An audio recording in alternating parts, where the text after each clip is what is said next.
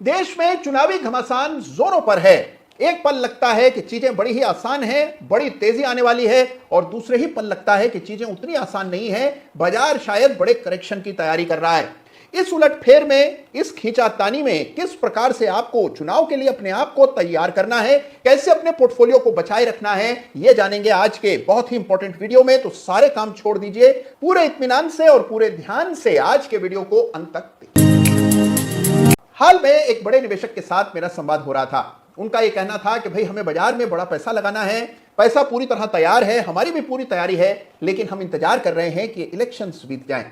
उनका यह मानना है कि भाई चुनाव के परिणाम क्या होंगे इसको लेकर के तो पूरी तरह से वो आश्वस्त हैं, लेकिन फिर भी क्योंकि एक इवेंट रिस्क है, सामने ही इवेंट है, तो क्यों ना कुछ दिन रुक जाते हैं, थोड़ा सा महंगा ले लेंगे, लेकिन लेंगे जब इवेंट रिस्क निकल चुका होगा। वो अकेले नहीं हैं, सैकड़ों हजारों बड़े फंड्स और निवेशक इस बड़े इवेंट के गुजर जाने की राह देख रहे हैं।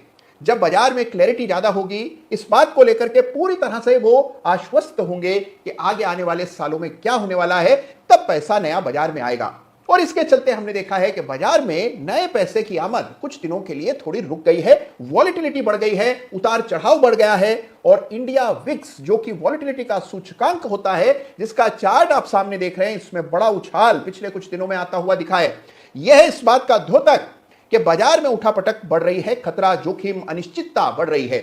ऐसे में आप और मैं क्या करें, यह हमारे लिए सबसे इंपॉर्टेंट सवाल है, सबसे हमारे लिए जरूरी सवाल है, जिसका हमें मिलकर के एक जवाब ढूंढना है। तो आज का वीडियो इसी जवाब को ढूंढने के लिए एक बड़ी कोशिश है। आखिर तक इस वीडियो को देखिएगा और मुझे पूरा विश्वास है वीडियो देख लेने के बाद आपको एक बहुत ही पुख्ता जवाब इस सवाल का मिलेगा। तो लीजिए, सामने आपके इंडिया विक्स का चार्ट है, जिसमें आप देख रहे हैं कि पिछले कुछ सप्ताह में जबरदस्त मोमेंटम बनता हुआ दिखाई दिया। 11 का इंडिया विक्स बढ़कर 17 तक आ गया, यानी कि फीसदी के लिहाज से देखें तो जबरदस्त उछाल आपको इंडिया विक्स में आता हुआ दिख रहा है। और यह बिल्कुल स्वाभाविक सी बात है, हमेशा चुनाव से पहले इंडिया विक्स में इसी प्रकार की तेजी आती है और बाजार में उठापटक होने लगती है और सारे ऑप्शंस के प्रीमियम्स बढ़ जाते हैं। इस बात को समझिए, ऑप्शन के प्रीमियम का बड़ा हिस्सा होता है वॉलेटिलिटी प्रीमियम, जिसको वेगा कहा जाता है।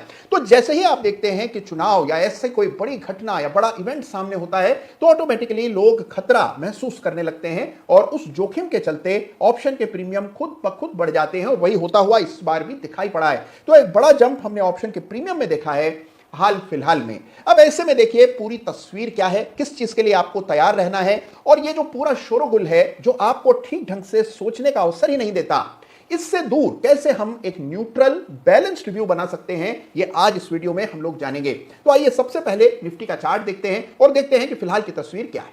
तो देखिए, अब हम ये जो उठापटक बाजार में चल रही है, इसको हम अब चुनाव से जोड़कर देखने लगे हैं, लेकिन ये चुनाव का हैंगओवर बाजार पर अभी से नहीं, कई महीनों से चल रहा है। गौर से देखिए इस चार्ट को।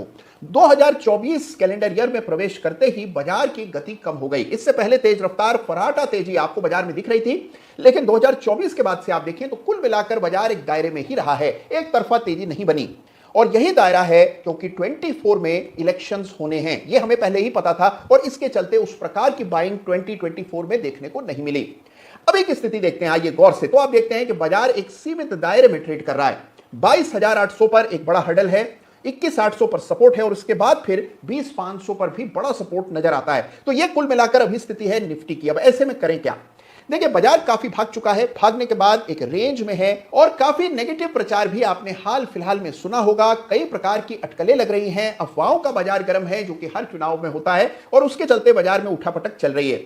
एक बात हमेशा याद रखिए, इसको अपना मूल मंत्र मान करके आगे बढ़िए, और यह मंत्र है मार्केट नोज बेस्ट। जी हां, बाजार के विवेक से कोई टक्कर ले ही नहीं सकता।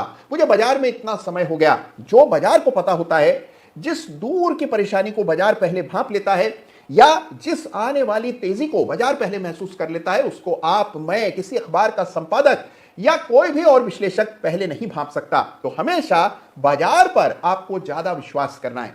मार्केट फिलहाल कोई बड़ा करेक्शन नहीं दे रहा है, और जब तक कोई बड़ा करेक्शन, कोई तीव्र गिरावट चार्ट पर देखने को न मिल जाए, यह नहीं सोचना है कि चीजें बहुत खराब होने जा रही हैं। तो इंपॉर्टेंट लेवल्स चार्ट पर अंकित कीजिए। यही बात मैंने एक पिछले वीडियो में भी आपको कही थी। याद रखिए कि इंपॉर्टेंट लेवल्स चार्ट पर ये हैं। जब तक कोई मेजर लेवल ब्रीच ना हो जाए, तब तक ये मान करके चलिए कि कोई बहुत बड़ा स्ट्रेस नहीं है। बाजार में उठापटक लगी रहेगी, वॉलेटिलिटी रहेगी, लेकिन जैसे ही चीजें क्लियर होने लगेंगी, लोगों को मजबूरन बाजार में पैसा डालना ही होगा। बड़े फंड्स हैं जो वेट कर रहे हैं, उनका पैसा तेजी से बाजार में आएगा और ऐसा होने से बड़ी तेजी बनने की भी संभावना है। अब देखिए, अगर आप चार्ट्स देखते हैं तो आपको कोई टेंशन नहीं है। इलेक्शन के रिजल्ट्स चार्ट पर आपको पहले देखने को मिलेंगे और उसके आधार पर आप सही निर्णय कर पाएंगे। बस आपको चार्ट्स पर पैनी नजर रखनी है और ये लेवल्स चार्ट पर ठीक ढंग से मार्क कर लेने हैं। और एक बात और जो कि मैं आपको अपने अनुभव से बताना चाहता हूं, वो ये है कि आमतौर पर इस प्रकार के किसी भी बड़े इवेंट से पहले आप चाहें तो ऑप्शंस के सही इस्तेमाल से भी काफी हद तक वॉलेटिलिटी के रिस्क को आप मैनेज कर सकते हैं, बेहतर ढंग से अपने आप को और अपने पोर्टफोलियो को प्रिपेयर कर सकते हैं। लॉन्ग डेटेड ऑप्शंस का इस्तेमाल कीजिए। जी हां, ये याद रखिए कि चुनाव के परिणामों का असर आपको जून के महीने में आता हुआ दिखाई पड़ेगा। तो जून के ऑप्शंस को ध्यान से समझिए, देखिए, और उन ऑप्शंस को बाय करते समय विशेष रूप से जब आप पुट ऑप्शन खरीदेंगे, डाउन साइड को प्रोटेक्ट करने के लिए, यानी कि गिरावट से बचाव के लिए अगर आप पुट खरीद रहे हैं तो यह मान करके चलिए कि पुट आपको काफी महंगी मिल रही है, क्योंकि जिस तरह आपको एक बड़ा जोखिम नजर आ रहा है, जो व्यक्ति पुट आपको बेच रहा है उसको भी इस जोखिम का अनुमान है और इसीलिए वो आपसे एक बड़ा प्रीमियम चाहेगा। पुट ऑप्शंस महंगे होते हैं बड़े इवेंट से पहले। तो याद रखिए कि अगर आप डाउन साइड रिस्क को कवर करने के लिए कोई पुट ऑप्शन खरीद रहे हैं, मिसाल के तौर पर आप 21,000 का पुट खरीदते हैं जून का, यह सोच करके कि अगर बाजार में बड़ी गिरावट आती है तो 21,000 से नीचे का नुकसान नहीं देना पड़ेगा। याद रखिए, पुट आपको महंगा मिल रहा है, इसकी बड़ी कीमत चुकानी पड़ रही है। जो इसकी औसत कीमत होती है नॉर्मल सर्कमस्टांसेस में, उससे ज्यादा पैसा आपको वॉलेटिलिटी की वजह से देना पड़ रहा है। तो ऐसे में हमेशा यह जरूरी होता है कि इस पुट को खरीदते समय किसी अन्य पुट को आप बेच दें, जिससे कि ये एक बेयर स्प्रेड में तब्दील हो जाए। यानी कि अगर मान लीजिए किसी वजह से बाजार में बड़ी गिरावट नहीं आती है या हल्की फुल्की गिरावट आती है, तो इस पुट के प्रीमियम का नुकसान जो आपको होगा उसकी कुछ हद तक भरपाई उस पुट के प्रीमियम से हो जाएगी जिसको आपने बेचा होगा। तो ऐसे इवेंट से पहले कभी भी नेकेड पुट ऑप्शंस बाय न करें, हमेशा बेयर स्प्रेड बनाएं। तो इन बातों का ख्याल हमेशा रखिए जब कभी इस बड़े इवेंट से पहले आप अपने पोर्टफोलियो का एनालिसिस कर रहे हों। आनंद फानन में पोजीशंस को एग्जिट ना करें। यह ना सोचें कि सब कुछ खत्म होने वाला है, तबाह होने वाला है और अपनी पोजीशंस को बिना सोचे समझे एग्जिट कर दें। यह भी याद रखिए कि जरूरत से ज्यादा रिस्क नहीं लेना है। आर या पार के खेल आमतौर पर लोग बड़े इस इवेंट से पहले करना चाहते हैं। बड़े पैमाने पर कॉल ऑप्शंस खरीद लेते हैं अगर व्यू पॉजिटिव हो, या बड़े पैमाने पर पुट ऑप्शंस खरीद लेते हैं ये सोच करके जरूर नेगेटिव न्यूज आएगी। आपका काम केवल अपनी एग्जिस्टिंग पोजीशंस और अपने पोर्टफोलियो को हेज करने का होना चाहिए। बाजार को, किसी भी सुलझे हुए निवेशक को इस प्रकार के इवेंट से अत्यधिक परेशान नहीं होना चाहिए। एक नहीं, सैकड़ों चुनाव आते और जाते रहते हैं, लेकिन बाजार का ट्रेंड निरंतर पॉजिटिव बना हुआ है और आने वाले समय में भी पॉजिटिव बना रहेगा।